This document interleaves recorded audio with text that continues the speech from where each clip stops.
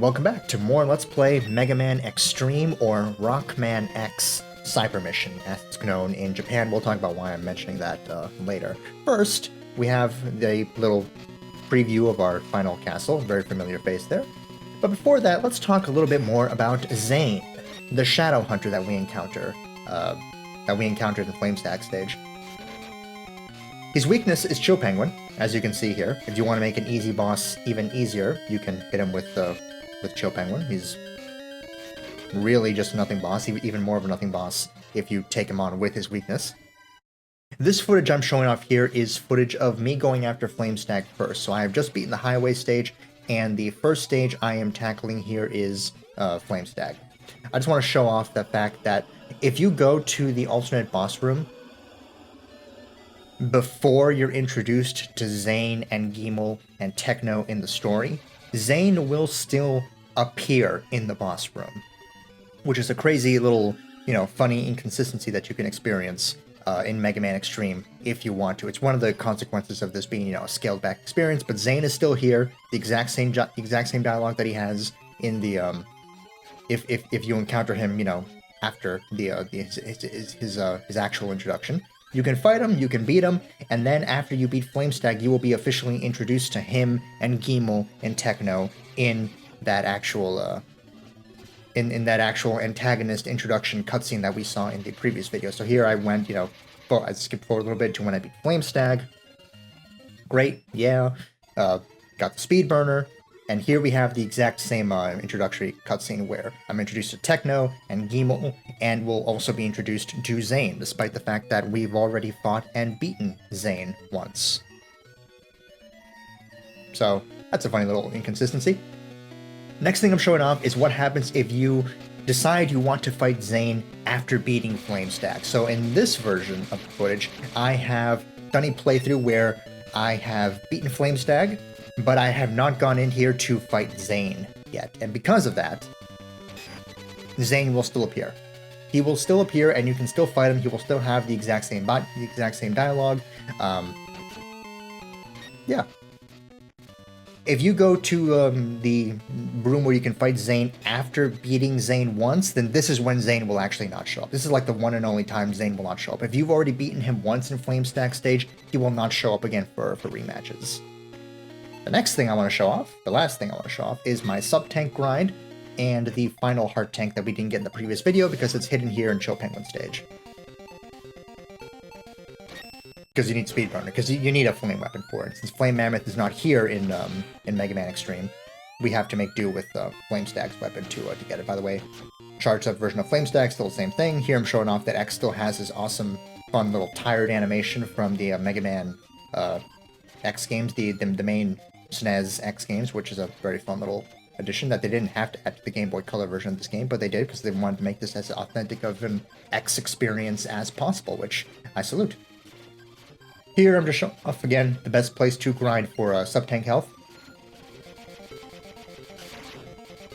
Let's talk a little bit about why I decided to bring up the fact that this game in Japan is called Rockman X Cyber Mission. This game, as I mentioned in part 1, came out in 2000, October 30th of 2000. It's fascinating because Mega Man Battle Network, the game all about the digital cyber world, came out, I believe it was March 21st, 2001 in Japan, and then later that same year everywhere else. So, pretty fun. Just a fun little thing where I'm pretty sure that the development team for Mega Man Xtreme, was aware of what the other development team for Battle Network was working on, because they decided to base the plot of Xtreme around, a major concept from Battle Network. And if it wasn't, then it's a hell of a coincidence that that both Xtreme and Battle Network have to do with digital cyberspace stuff, and that they came out so close to each other. Here I'm showing off Chill Penguin's weakness is in fact Flamestag. It's not that great of a weakness against him, because again, Chill Penguin has that thing where he is just invincible for so long when he does certain attacks, whether after he gets hit or as he's setting up certain attacks, that even using his weakness is not that amazing for him. And here I'm showing off the escape unit, the other way to exit stages that you've already beaten.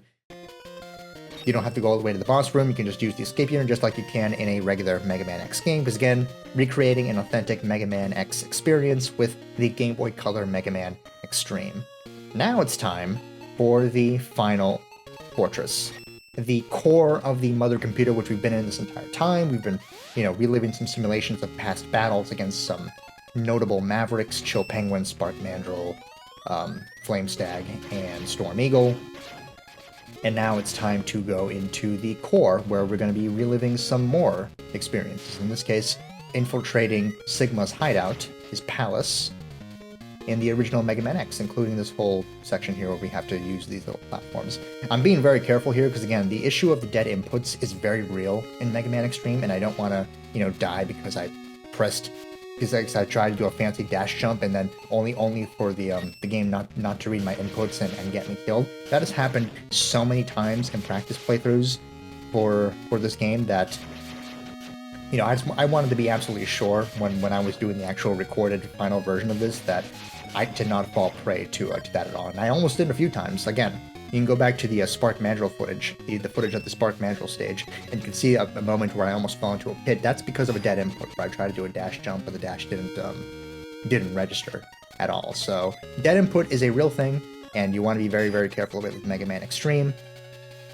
Here we go, our actual real fight with Zane, the Shadow Hunter. You'll notice that there are in fact 2 Shadow Hunters, but we're only going to be fighting one in this palace because this game is divided up into 2 halves, and we're only in the first half right now. This series is going to be 4 episodes long, and everything we're doing right now is just the first half of the game. Zane is just as easy here as he was in his optional first fight in Flame Stag stage. The only difference, the only new thing he has is that when he does his spin attack, his great sword spin attack, after 3 jumps, his 4th one will be the great sword, his great sword spin attack. The only difference there is that he will actually move a little bit towards X when he does that when he does that spin. That is the only different thing about Zane in his actual fight versus his optional first fight. With that, we're seeing a cutscene here. Zane is dead. Gimel is vowing revenge. You will notice, by the way, with How Dare You Defeat My Buddy, that the game's localization is not superb. It's the same issue I had with Mega Man X2. It's less of an issue here with Mega Man Xtreme because, at the very least, the plot is still all there for Mega Man Xtreme as opposed to Mega Man X2 with the prophecy and the reunification and Sergei's not being Dr. Wily anymore like he was implied to be in the original version of Rockman X2, which is the whole thing I talked about for the Mega Man X2 Let's Play. Mega Man Xtreme at least has the whole storyline here, but it's just, the actual language that's used here, the actual words that are used here is broken English. It's not fantastic localization, which is one of the reasons I really, really wish this game was preserved and included in the Legacy Collection so that they could have maybe had a chance to take a stab at making the dialogue better, though I doubt they would have done that, because they certainly didn't do that with Mega Man X2. Mega Man X2's dialogue is just as bad in that collection as it was originally, and, not even getting into other titles like X5 or X6 or X4, even, with their localization issues. Boy. But that's the situation we're in. The whole plot of Xtreme, it's there. It's just, not presented in the best way due to the fact that the wording that's actually used is not good. Not good. Not good at all. But in the extras video for Mega Man Xtreme, I am going to include a link to the Japanese version translations. So if you want to see, every single angle of this story, every single possible interpretation of the plot of Mega Man Xtreme, you can check it out in the extras video. I like the story of Mega Man Xtreme. Again, the localization is not fantastic, but the actual story itself is fine. The one for Xtreme 2 is much bolder and much more, ambitious, and I like that one a lot more. But for this one, for what it is, for what they were testing out and what they were doing, I think the plot of Mega Man Xtreme 1 is pretty good. Here we're fighting Bow Spider, the boss from Sigma Palace 1 from Mega Man X1. Fights exactly as it did in that game and in Maverick Hunter X. Fights exactly the same here as it did in those games. So not much of a surprise there. Same weakness too, Shotgun Ice. In my real playthrough, I actually got lucky enough that the Bow Spider never dropped its baby spiders on me. But it can do that. That is a thing that it can do, just like it can in the original Mega Man X and in Maverick Hunter X. So, be aware of that.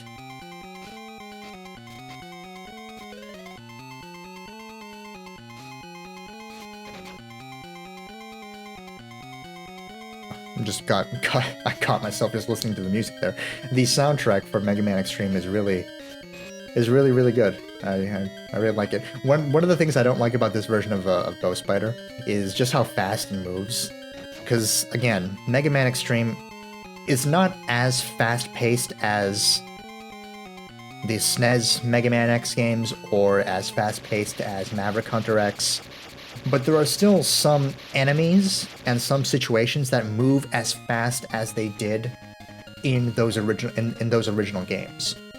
So Bow Spider was moving and acting just as quickly as it would have in the original Mega Man X or in Maverick Hunter X. But because you move so much slower here in Xtreme, it just makes for a worse boss experience. It's the same thing with the Spark Mandrill fight, where that guy moved so fast, but because you move so much slower and the inputs are just so much more, so much more prone to dead inputs.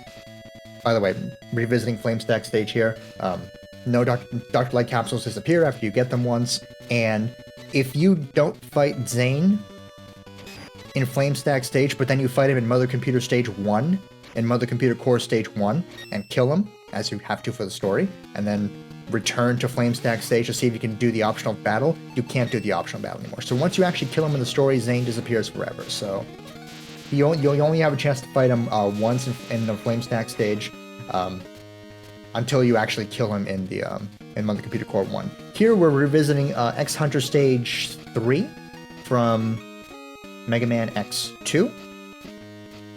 Yeah. Because everything is so crunched in, you don't actually have to engage with this button puzzle at all if you don't want to. This little trap here has no purpose because there's no extra goodies hidden on the other side like there was in the actual Mega Man X2. This button puzzle I am engaging with. You don't have to engage with this button puzzle if you don't want to, but if you want to get the secret Dr. Light capsule, then you have to engage with this button puzzle here. Because the secret Dr. Light capsule is hidden in the exact same place as it was in Mega Man X2, and you have to get to it the exact same way as you would in Mega Man X2, which is via the button puzzle here in order to actually in order to actually reach the top. Actually, you don't actually have to do it this way in Mega Man X2 because you can use a Crystal Hunter, but because Crystal Snail is not a boss in Mega Man Xtreme, you have to use the button puzzle to get to this secret area up here. And here I'm being super careful. You don't actually have to do this if you don't want to. You can just do a little hop or just move right, and you will actually clear that small little gap easy. But just to be safe. And in the exact same place as it was in Mega Man X2, we have the secret Dr. Light capsule. But what is it? Is it the Hadouken? Is it the Shoryuken? It is the Shotokan, which is a combination of giving you both Hadouken and Shoryuken at the same time. So Dr. Light is explaining how to do both here. I'm going to be showing off the bottom path of Mother Computer Core Stage 2 later, since we're going to be, spoiler alert, we're going to be revisiting these stages again later for the second half of the game. I am going to be showing off the bottom route of this stage later, so you won't actually see it here at all. Here we're being given the Hadouken and the Shoryuken. Now the Dr. Light's dialogue is almost past. Dialogue moves really, really slow in Xtreme, so I'm speeding up all the dialogue here as much as I can to, keep things moving, as it were. In order to use the Hadouken, you don't need full health anymore. You just need to charge up your Buster to full, and then just press down for the Hadouken and up for the Shoryuken, and that's it. Compared to, by the way, here I'm showing off footage of me trying to get to the Secret Dark Light Capsule without all of the armor parts. You need all of the armor parts to get the Secret Dark Light Capsule. You don't need all of the hard tanks, and you don't need all the sub-tanks, but you absolutely, definitely need all of the armor to get the Shotokan. Otherwise, it's not going to be here, as you can see. In the collectibles guide, I'm going to be safe and just say to get everything in order to secure your acquirement of the Shotokan capsule. But in reality, you just need the armor full. I also showed off briefly there that Hadouken and the Shoryuken are not one-hit KOs for anything that they come into contact with. They're just not. They're a slightly more powerful version of your fully charged up Buster, but that's it. So they're useful. They're definitely useful, and they have a place in your moveset, but they're not the be-all, end-all game breakers that they were in X1 and X2, respectively. Here, you don't have to use Speed Burner to get through here, but I'm being super careful because, again, dead inputs. I don't want to try to do a dash jump only for it not to work out and for me to fall onto the spikes and die immediately. And those flying enemies from Morph Moth stage are so annoying. The one that hit me like 5 times before I actually killed it, I hate it so much. Anyway, you would expect, since this is a recreation of X Hunter Stage 3, that we would be fighting the Agile Flyer, a recreation of a simulation of the Agile Flyer, but it's actually a simulation of Sergei's tank, the boss of X Hunter Base Stage 2. Which is a very fun little twist here. You can use the Hadouken to destroy a turret immediately if you want to. You can also use Spark Mandrill's Electric Spark to destroy these turrets. You can also use the Storm Tornado to destroy these turrets. You have lots of options to destroy these turrets. You can also use fully charged up Mega Busters that doesn't include the Hadouken in order to destroy these. You have lots of options to destroy these. It is annoying. Sergei's is just as... Well, I know I used the word annoying. It's the correct word to use. Sergei's is just as annoying as he was in X2. I mean, just how much damage he does and just how crazy he moves around, just how unrelenting those initial turrets are. You have to destroy the turrets in order to actually start damaging Sergei's himself and actually get to his to his health bar. I'm also showing off you can use Charge Up Storm Eagle if you want to sort of speed up the process of destroying all the turrets at once. Destroying all the turrets at once is a good thing, because if Sergei's moves forward after the destruction of every single turret, but if you destroy 2 turrets at once, he will not move forward 2 times to compensate for the fact that 2 turrets were destroyed. He will just move forward the 1 time to compensate. By the way, that safety platform from the original Sergei's fight is not a thing anymore in Xtreme. You want to make absolutely sure that you try to destroy multiple turrets at once. That way, Sergei's does not move too close to you, and you have more room to maneuver around. And you also have 3 platforms to work with, as opposed to 2 that I'm working with here in my actual main playthrough, since I destroyed all the turrets 1 at a time. You want to make sure you come into this fight with 1 sub-tank. Sergei's is annoying enough and moves jerkily enough, and you have to deal with the turrets first before you can actually start damaging him. Be that, you know, coming in here with safety, with a guarantee of some safety is a good idea. Just like with Spark Mandrill before him, who I would always recommend coming into that fight with 1 sub-tank, you want to do exactly the same thing with Sergei. So you want to make sure you go into this fight with 1 sub-tank.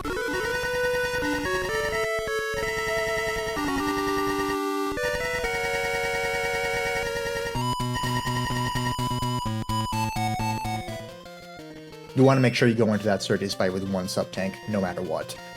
Moving on, though. We got another cutscene. It's time to go to the core of the core to, you know, find out who's been doing this. I mean, we already know it's Techno. By the way, these spikes kill you in 1 hit. Just want to show that off. It's time for our heroes to find out, you know, what's been going on and, you know, who's been doing this.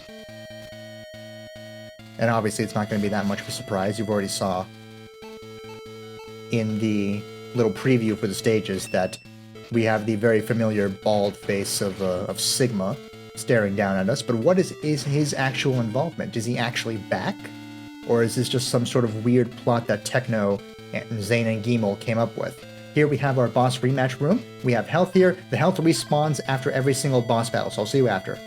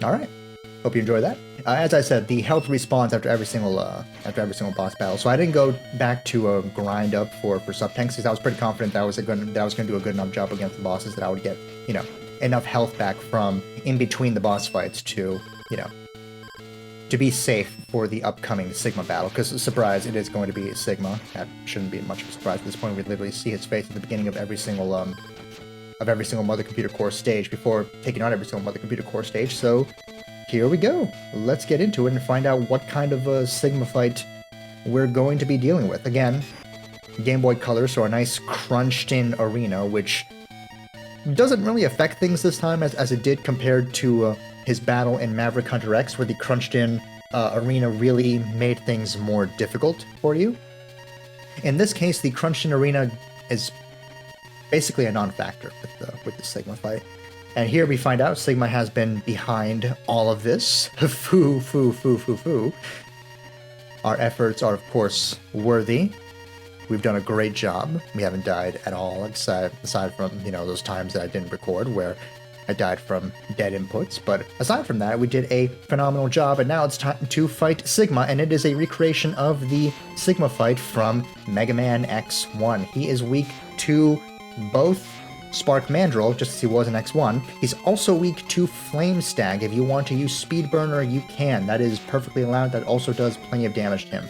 He fights exactly the same here as he did in X1, and almost the same as he did in Maverick Hunter X. But Maverick Hunter X had extra attacks and stuff. But here he's basically doing the exact same things that he did in Mega Man X1. The triangle kick, you can still manipulate him to just do the triangle kick forever, and, you know, get him into that loop of just trying to jump up at you, and you can just fall down, and, you know, 2 jumps, then you fall down, and you can hopefully hit him twice, but in reality you're probably only going to be able to hit him once because of his crazy iframes.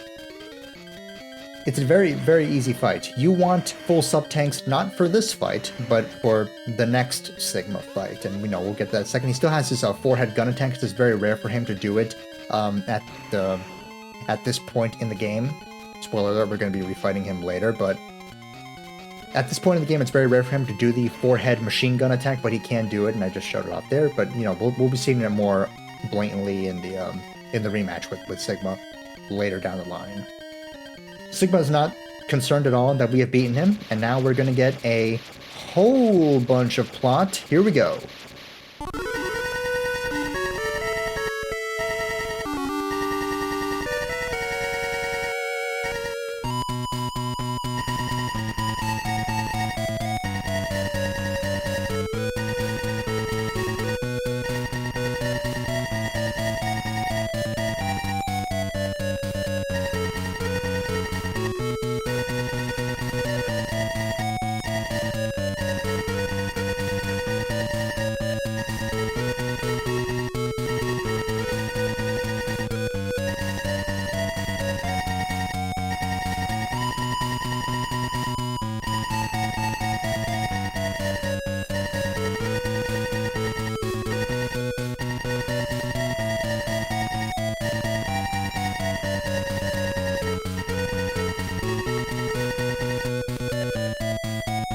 welcome to stage 4. Here comes even more plot. Please enjoy the broken English.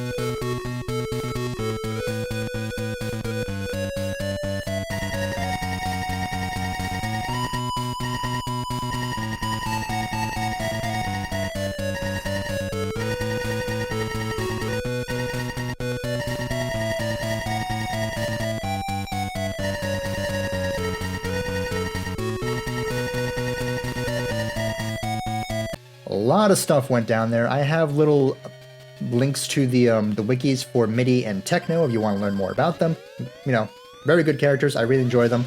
I think they're a great addition for Mega Man Xtreme. 2 more victims of Sigma, unfortunately. Speaking of Sigma, we have Wolf Sigma here. First off, he is easier than he was in Mega Man X because he has less attacks. But he is more difficult because you do not have his weakness for this fight. His weakness is still Armored Armadillo. But because we have not fought Armored Armadillo, we can't actually use it here. So we are forced to just use our Mega Buster to try and beat him. You want to make sure you go into this fight with 2 full sub-tanks because you are probably going to be using them trying to dash jump up the hands and messing up and taking big damage from contact with the bottom or sides of his of his 2 hands. While GATOR Sigma still has his electric attack, still has his Fire Blast, and his hands can still fire lightning directly above and directly below themselves. You can't hit him with the Hadouken. You can't hit him with you can only barely hit him with the Shoryuken. But it's really just your best bet to just use fully charged up Mega X Buster here to take him down as quickly as possible. Beating him completes the main campaign, completes the first half of the main campaign of Mega Man Xtreme. We have unlocked Hard Mode. You will see MIDI in a non-canon appearance, because he's dead now. You will see MIDI in a non-canon appearance explain Hard Mode. I will also be explaining Hard Mode some more when we get into it, but basically it is the second half of the game. I will see you all next time. Thank you so much. Bye-bye.